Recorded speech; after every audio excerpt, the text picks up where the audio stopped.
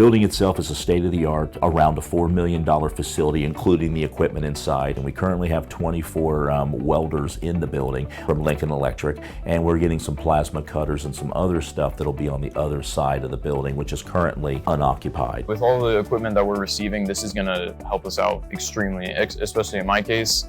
I think that the better equipment that we get, the better experience that we're going to get when working out on the field. With the program being fairly new, the class is still waiting for equipment to arrive.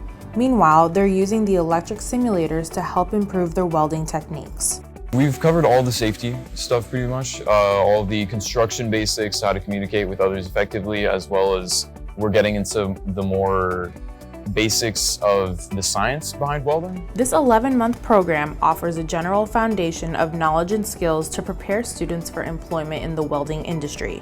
The students will learn 4 types of welding with oxy-fuel and plasma cutting. At the end of the program, students should receive certifications for flux cord arc welding and shielded metal arc welding. oTECH welding instructor Carlos Cruz hopes this program propels his students toward successful careers. I hope my students finish with the certification where they can weld any kind of welding, any position. Our program does teach students MIG, TIG, and the stuff that's the industry standard. It is a skill that is a transferable skill to many different industries, including construction itself. The more the student knows, the more marketable they will become.